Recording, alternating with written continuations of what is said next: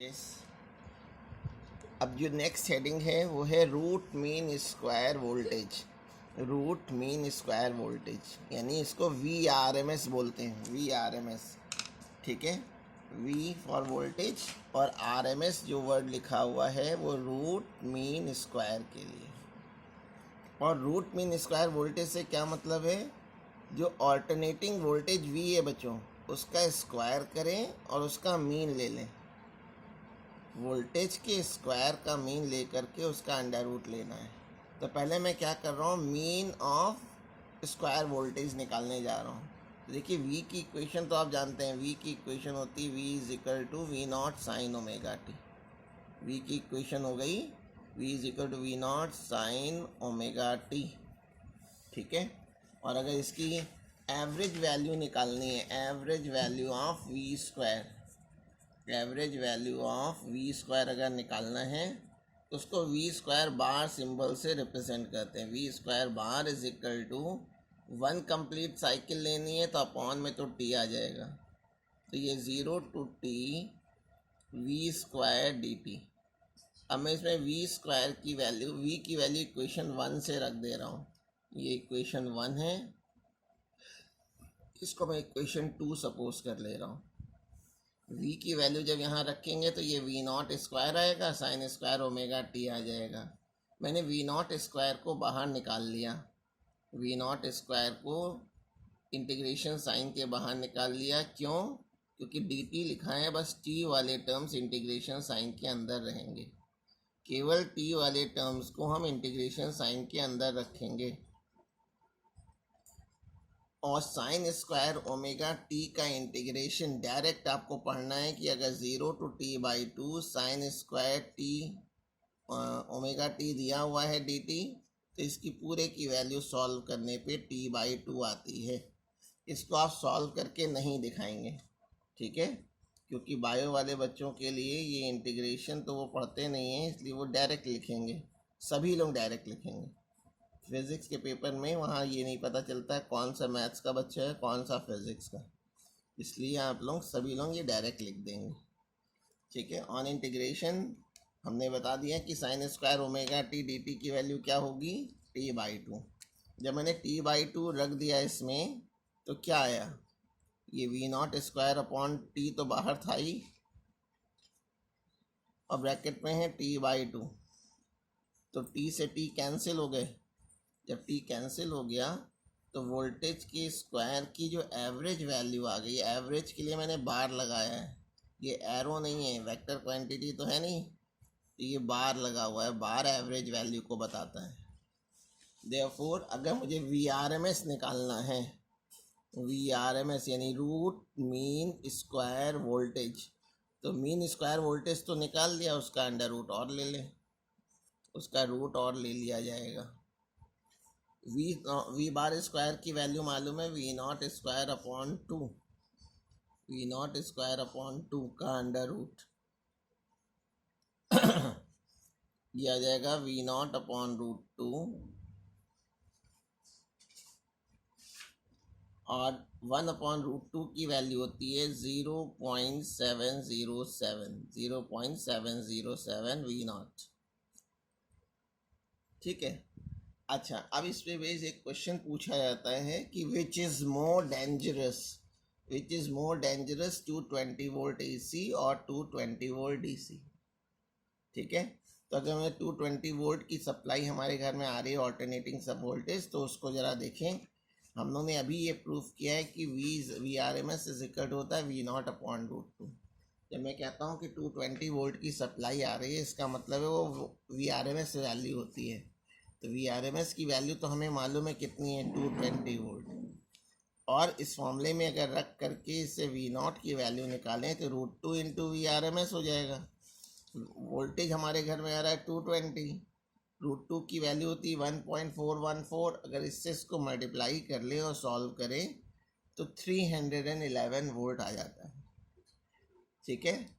जैसे अगर मान लीजिए घर में हमने कोई इलेक्ट्रिकल डिवाइस फ्रिज या कोई भी चीज़ लगाई, ओवन, और वो 220 वोल्ट का वोल्टेज को टॉलरेट कर सकती है, तो वो AC सप्लाई में ख़राब हो जाएगी। क्यों?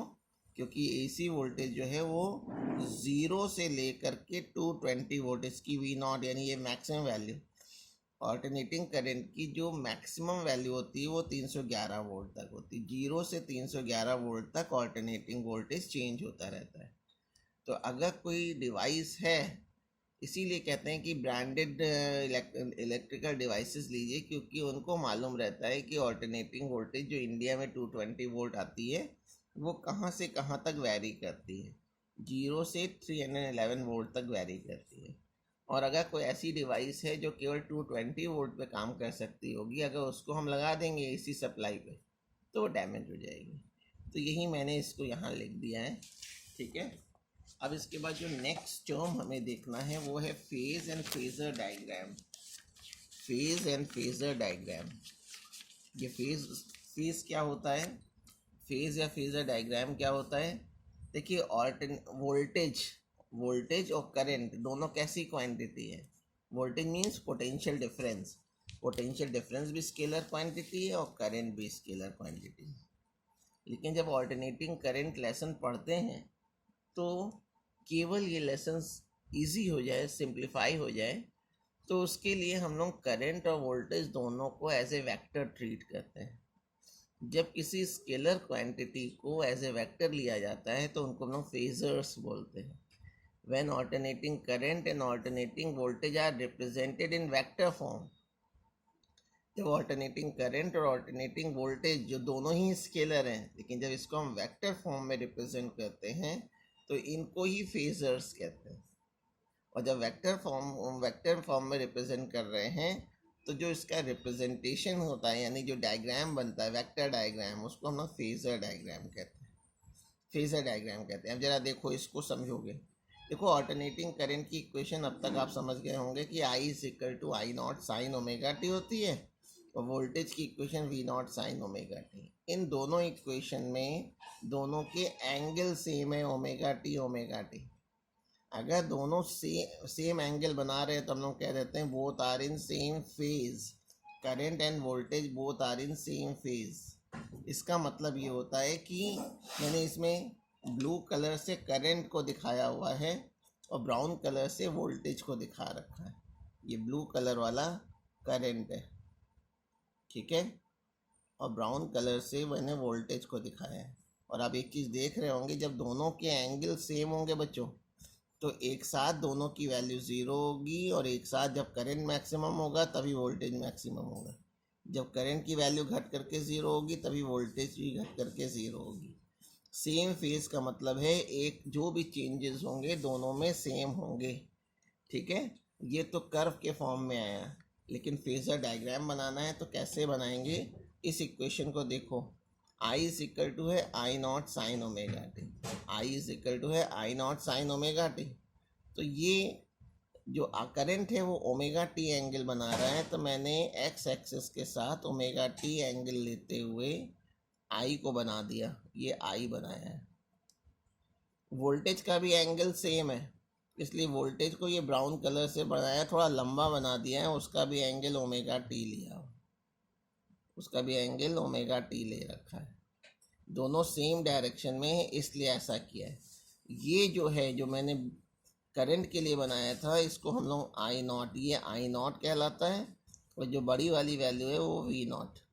हमने करंट को छोटा और वोल्टेज को बड़ा क्यों बनाया है, उसका रीज़न है कि हमारे घर में जो वोल्टेज आता है वो 220 वोल्ट आता है, 220 वोल्ट, ठीक है, और करंट आती है 5 to 6 एम्पियर आती है। तो करंट की वैल्यू कम होती है एज़ कम्पेयर टू वोल्टेज, इसलिए वोल्टेज को हमेशा साइज में बड़ा बनाते हैं। ये आई नॉट है, ये वी नॉट है। तो अगर मैं इससे सिर्फ एक्स एक्सिस पे परपेंडिकुलर, वाई एक्सिस पे अगर मैं परपेंडिकुलर ड्रॉ कर दूँ तो ये जो होगी वो आई की वैल्यू को बताएगा, आई। और इसी तरह वी के हेड से अगर मैं परपेंडिकुलर ड्रॉ करूँगा तो ये वी को बताएगा। ये वी नॉट नहीं है, वी है, ठीक है।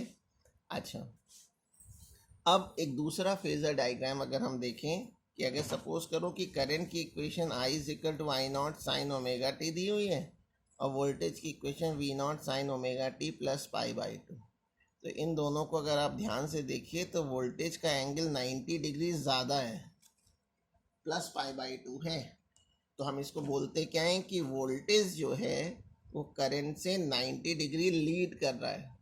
तो voltage leads with current by a phase of pi by 2।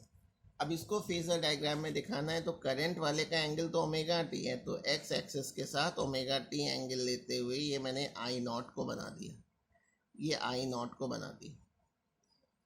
और वोल्टेज जो है वो ओमेगा टी से 90 ज़्यादा है, तो ओमेगा टी तो इतना था, इसके साथ 90 ज़्यादा लेते हुए मैंने ये वी नॉट बना दी, वी नॉट बना दिया। अगर वी नॉट से अगर परपेंडिकुलर ड्रॉ करेंगे तो ये वी हो जाएगा, और आई से अगर आई नॉट से अगर परपेंडिकुलर ड्रॉ करेंगे तो ये आई की वैल्यू हो जाएगी, आई, ये वी है। ठीक है, तो ये फेजर डायग्राम कहलाता है। वैसे एक और डायग्राम बन सकता है जब यहाँ पे माइनस साइन हो, तो उस डायग्राम को भी देखिए। ये मैंने डायग्राम बनाया है, करंट की इक्वेशन तो I is equal to I naught sine omega T है, तो ये मैंने करंट बना दिया, करंट को बना दिया है, ये आई नॉट को बना दिया है ओमेगा टी एंगल पर। इससे जब परपेंडिकुलर ड्रॉ करेंगे तो ये आई कहलाएगा, ये आई हो गया।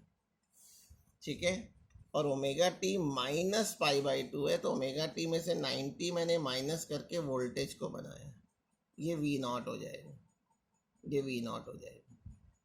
तो इस केस में वोल्टेज का एंगल 90 डिग्री कम है, तो हम लोग बोल देते हैं voltage lags with current, voltage lags with current by a phase of pi by 2। ठीक है, तो फेजर समझ में आ गया होगा, इतना आपको करना है।